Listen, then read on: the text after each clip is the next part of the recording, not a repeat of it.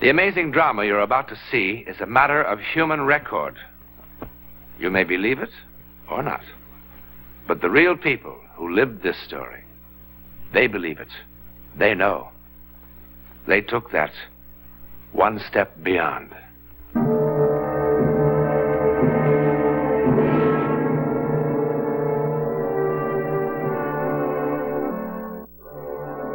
Only a very few moments ago, this was the scene of a tense human drama, played for very high stakes indeed. A man's life. A jury has just determined that Paul Marlin did not murder his wife. Thus, a sensational murder trial comes to an end. But sometimes, the end is also the beginning. Perhaps if Paul Marlin could have known what lay ahead, he would have preferred being found guilty.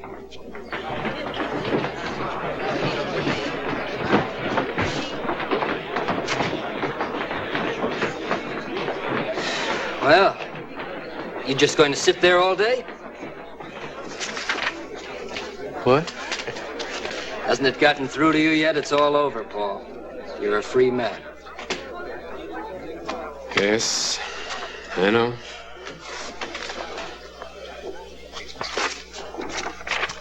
Such enthusiasm. It's not that I expect thanks, Paul. Nobody who charges the kind of fees I do should expect gratitude, too. But I had an idea that you might at least feel relieved. Dan, I'm sorry. I'm just so bone-tired I can hardly feel anything. I didn't even remember to thank you. No, I am relieved, and I'm very grateful, too. You were just wonderful. I'm lucky I had you for my attorney. It's easy to be marvelous when your client is innocent.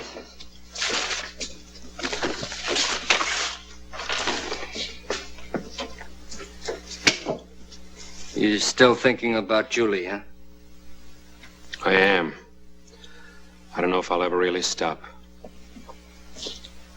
I only knew who did it or why. What are you going to do with yourself, Paul? Oh, I don't know. Start trying to pick up the pieces, I guess. You could do with a change of scene. Yes, I suppose so. And a rest. You need a rest, Paul. I'll think about it. Never mind thinking about it. You're going to do something about it. Come on.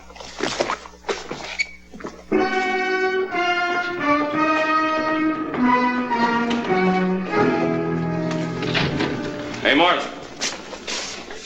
My paper would like to know how you feel about being let off. Being let off? Okay.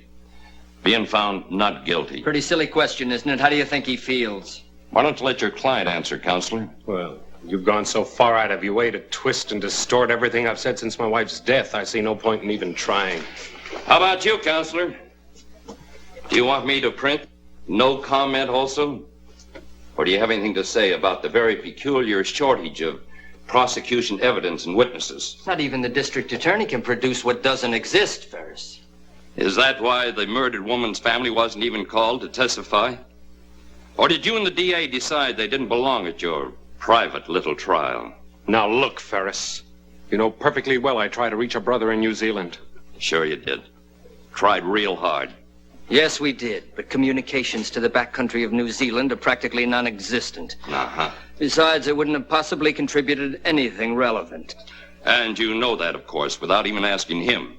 Look, Ferris, what are you trying to build? The trial's over. Your paper got a lot of circulation out of it. Now, why don't you find someone else to pick on? It's just that I believe, along with a lot of people in this town, that Marlin killed his wife in cold blood. Now, wait a minute, For Ferris. money. I'm getting sick and And tired it galls of me to this. see him walking away scot-free. Now, look!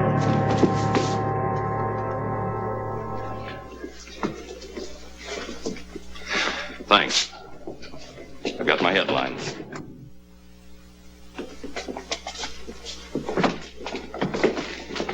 Paul, come on. I want to talk to you. I walked right into his trap.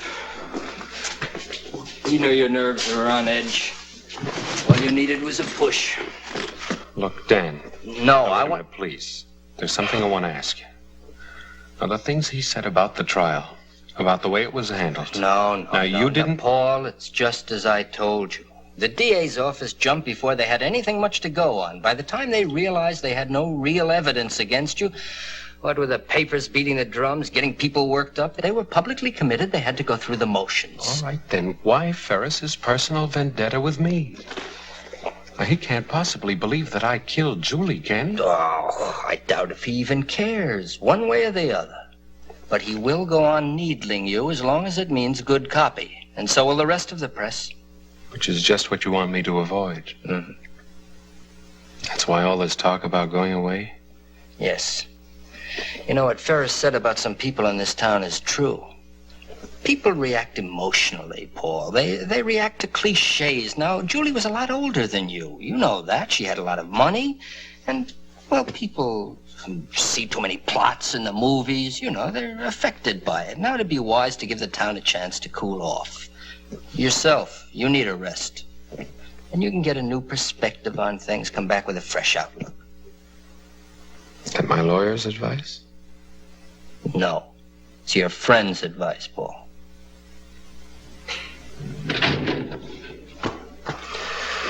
Okay, Dan. All right. I'll go away for a while.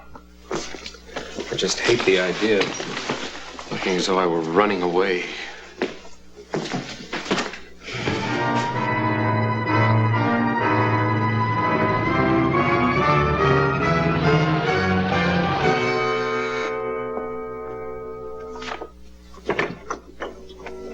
Ms. Wyckoff? Yes, Hello. I'm Paul Marlin.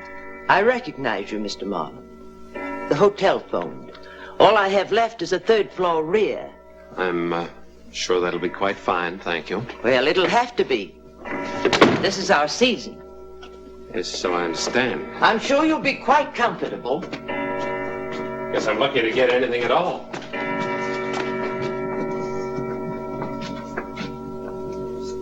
It's right on the button.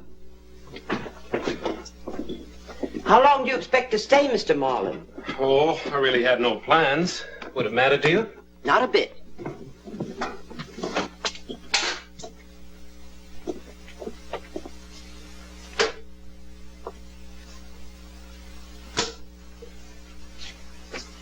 Well?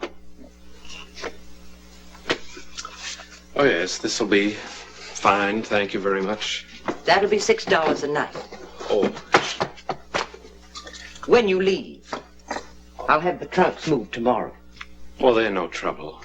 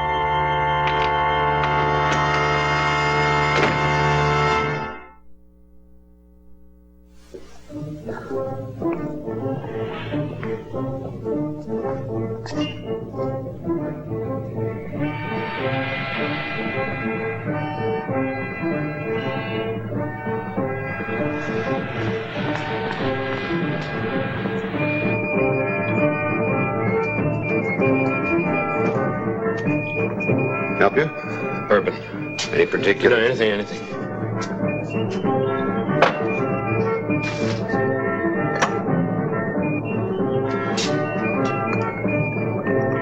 Water or soda?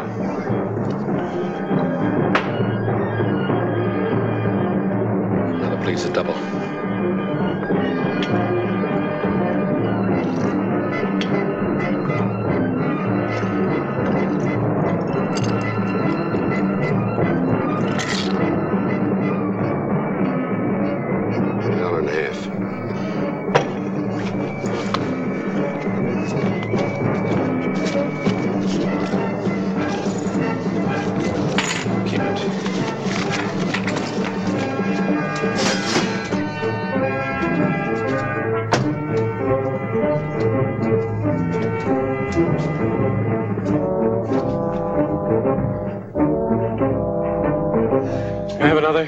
A little water in it this time, please.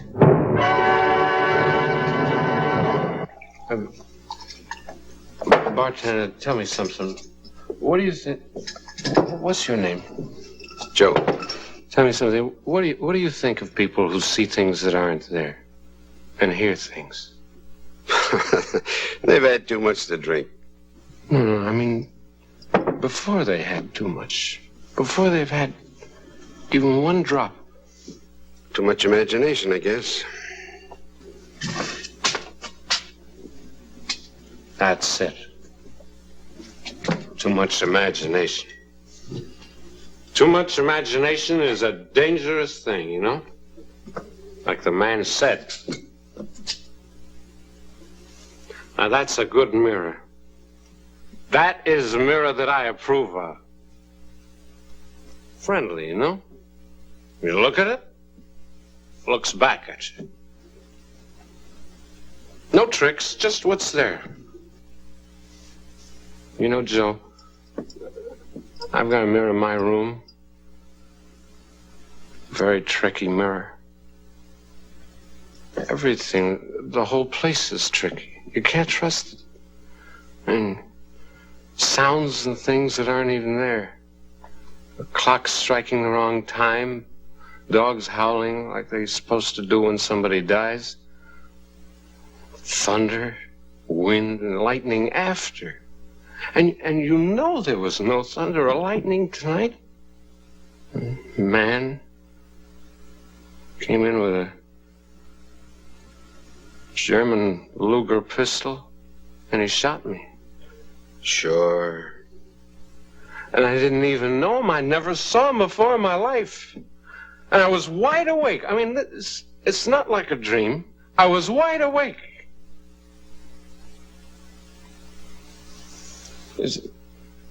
That's some imagination, huh? It's like I'm an inventor. I invented a person. I mean, this man he wasn't made up of all faces I'd known before, like in a dream. He was someone real. Tall, about my height. May I have some change, please? Scotch and water, please. No ice.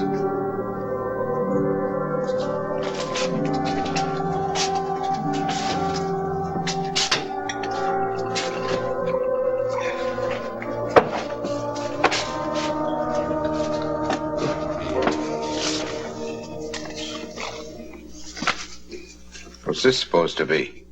Pardon? £1, Commonwealth of New Zealand. I'm sorry. I've only been in the country a few hours. It takes a while to remember about the currency.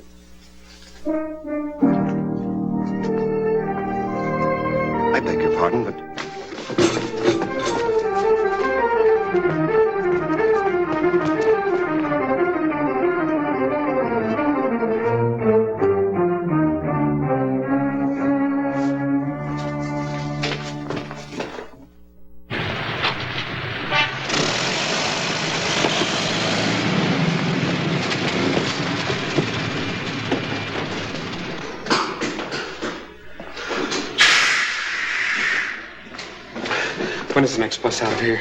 You were? Anywhere. Well, there's one at 2:05 to San Francisco. Or San Francisco. 4:50.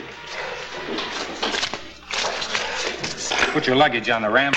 The driver will pick it up when he gets here. Huh? Your luggage. Put it on the ramp. Oh, no, I don't have any luggage, thanks.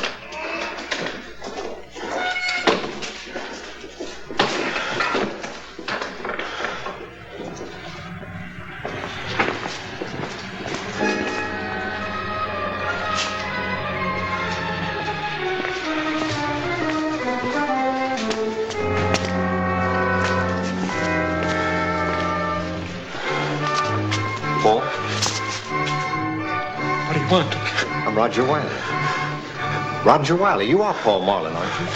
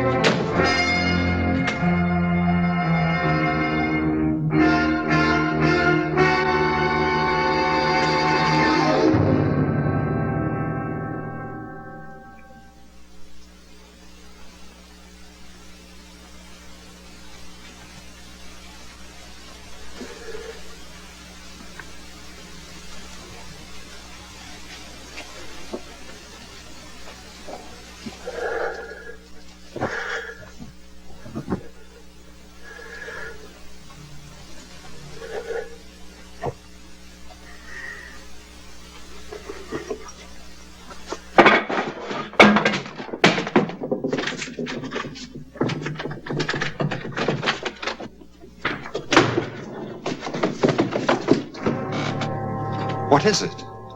Why'd you keep running? I told you I'm Roger Wiley, Julie's brother.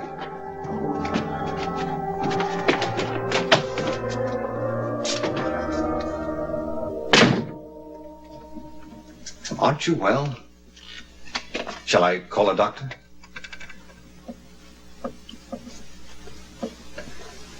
Well, the landlady said it'd be all right if I left my bags here while I went looking for you. I explained who I was. How did you find me? Your solicitor told me where you'd gone. I only landed in San Francisco this afternoon. Oh, why did you come here? Julie's estate, for one thing. Then there's the matter of... Your gun bother you? I always carry it with me. It's a good thing to have along when you're out on the range for weeks at a time. Are you sure that you're all right? No, I'm fine. I'm fine, really. Sorry, it's just nerves, that's all. Julie's death. That terrible trial. I'm sure the last month has been very unpleasant for you.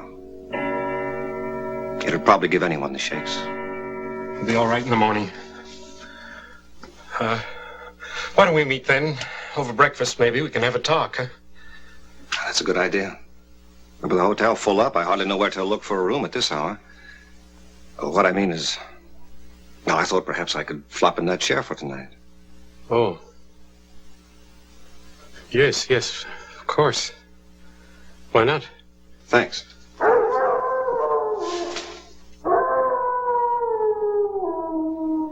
You were saying there was another reason why you came? Oh, yes. I've been out on the range rounding up some beef for shipment. I got back, I found this letter from Julie waiting for me, along with a notification from the court about the trial and all. Julie wrote this the day before she was killed.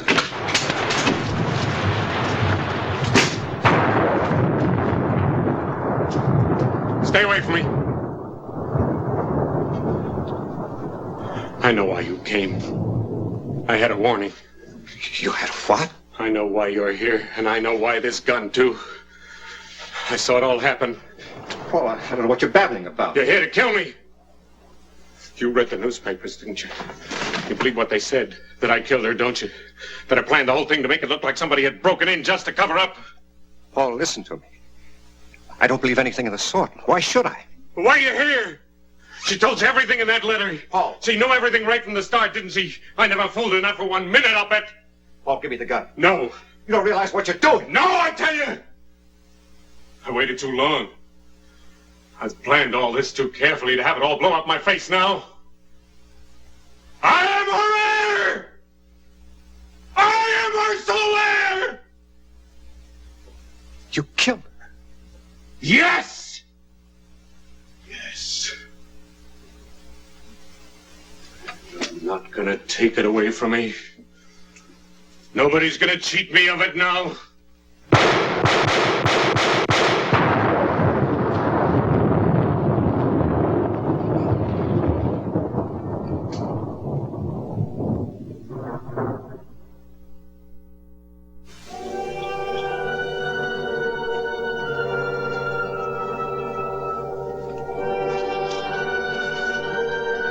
Dearest Roger, I only hope and pray you will believe that the last 6 months have been the happiest of my life. I know how foolish you thought I was to marry a man so much younger. I must confess I had my moments of doubt, too. But Paul loves me, really loves me, Roger. He proves it in 100 ways every day. I've never felt so alive, so wanted. Enough of this, dear brother. I want very much to give Paul something in return for all he's given me. I've decided to immediately transfer all my holdings, real estate, stocks, everything, to his name. And I want it to be a surprise. Naturally, there'll be some complications with those things you and I own together. And as it has been so long since we've seen each other, couldn't you find the time to come to San Francisco? It would be wonderful if you could. Besides, it's high time the two men in my life met and became friends. Julie. Paul Marlin went to the gas chamber insisting that he was the victim of an hallucination that drove him to murder. The only witness he had to support his plea was the bartender. But then bartenders hear so many strange things, don't they? Probably it was Paul's guilty conscience that somehow created the sights and sounds of his own destruction. His conscience was his executioner. In a moment, a program word about next week. If ever there was a place where the ability to see into the future would come in handy, that place would be a racetrack. But ace jockey Ronnie Watson's brush with the supernatural has become one of the great legends of American racing. See for yourself next week.